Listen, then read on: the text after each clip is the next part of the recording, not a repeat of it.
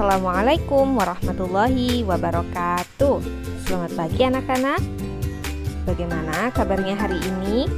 Semoga kita semua dalam keadaan sehat dan selalu dalam lindungan Allah Subhanahu wa Ta'ala. Amin. Bertemu lagi dalam pembelajaran tematik. Kali ini kita akan belajar muatan pelajaran IPA KD 3.6. Tema 1, subtema 2 dengan materi indera pendengar manusia. Tujuan pembelajaran kita hari ini yaitu yang pertama, kalian mampu menjelaskan proses terjadinya bunyi dari sumber bunyi hingga ke indera pendengar secara runtut. Yang kedua, kalian mampu menjelaskan fungsi sifat bunyi terkait telinga sebagai alat pendengaran dengan lengkap. Sudah siap belajar hari ini anak-anak? Yuk kita mulai belajar IPA.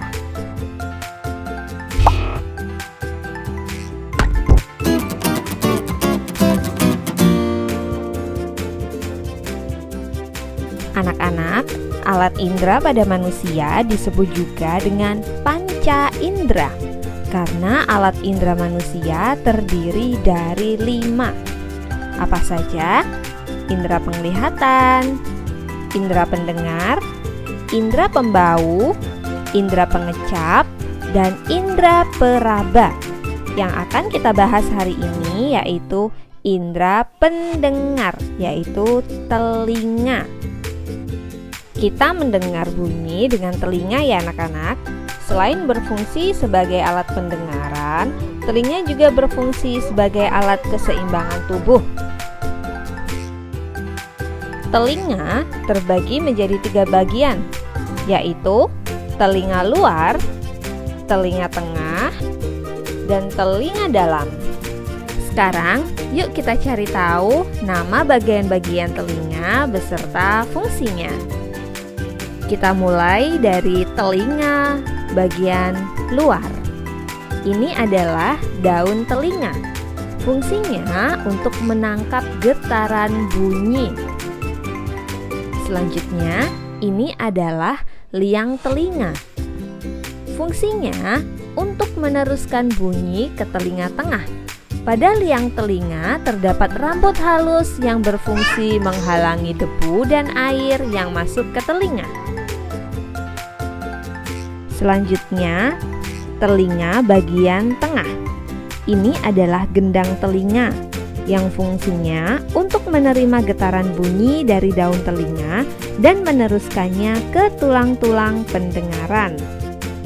Dan yang ini adalah tulang-tulang pendengaran. Fungsinya meneruskan getaran bunyi ke koklea. Dan yang terakhir kita masuk ke telinga bagian dalam. Nah, anak-anak, ini namanya adalah saluran setengah lingkaran, berfungsi membantu mempertahankan keseimbangan tubuh. Kalau ini bernama saluran eustachius. Fungsinya menghubungkan ruang telinga tengah dan faring. Faring adalah bagian yang menghubungkan mulut dengan kerongkongan. Nah, ini adalah koklea. Fungsinya menerima dan meneruskan getaran bunyi ke saraf pendengaran. Dan yang terakhir ini adalah saraf pendengaran. Nah, saraf pendengaran ini fungsinya meneruskan bunyi ke otak. Nah, itu dia anak-anak, nama bagian-bagian telinga beserta fungsinya. Seperti yang sudah kalian ketahui ya, kalian dapat mendengarkan bunyi ketika bunyi tersebut mencapai telingamu. Nah, bagaimana ya proses mendengar bunyi itu? Yuk kita cari tahu.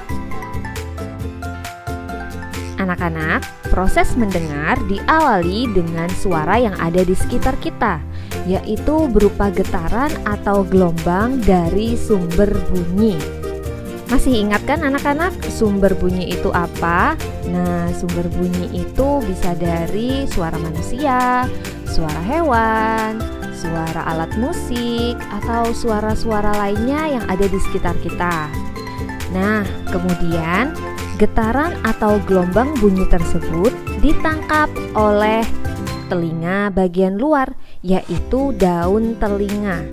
Dari daun telinga, gelombang bunyi merambat di liang telinga. Selanjutnya, bunyi menggetarkan gendang telinga. Ketika gendang telinga bergetar, maka getarannya akan diteruskan ke tulang-tulang pendengaran. Kemudian, koklea menangkap getaran dari tulang-tulang pendengaran dan mengirimnya ke saraf pendengaran. Dan yang terakhir, saraf pendengaran mengirimkan rangsang bunyi ke otak. Otak menerjemahkan bunyi yang didengar. Nah, seperti itu ya anak-anak, proses mendengar bunyi dari sumber bunyi hingga sampai ke otak. Telinga manusia dapat mendengar bunyi dengan frekuensi 20 sampai 20 ribu Hz. Kemampuan mendengar setiap orang itu berbeda-beda. Hal itu dipengaruhi oleh faktor usia dan kesehatan telinga. Orang yang telah lanjut usia biasanya kemampuan pendengarannya akan berkurang. Nah, sekarang bagaimana sih cara memelihara kesehatan telinga? Telinga perlu dirawat kebersihannya agar tetap sehat ya anak-anak. Cara merawat telinga: yang pertama, bersihkan telinga bagian luar secara teratur menggunakan kapas yang bersih. Yang kedua, jangan mengorek-orek telinga karena dapat mendorong kotoran lebih dalam dan kotoran akan semakin menumpuk. Kotoran yang menumpuk dapat mengganggu pendengaran, mengakibatkan robeknya selaput gendang telinga. Jika kotoran telinga banyak, pergilah ke dokter THT. Apa itu THT? T yang pertama adalah telinga, H hidung, dan T yang terakhir adalah tenggorokan untuk dibersihkan. Yang ketiga, jika ada suara memekakkan telinga atau suara yang keras sekali, segera tutup kedua lubang telinga agar gendang telinga tidak rusak. Mengapa gendang telinga bisa rusak?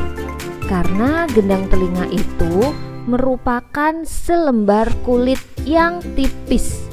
Jadi kita harus benar-benar merawat organ dalam telinga kita. Demikianlah pembelajaran kita hari ini.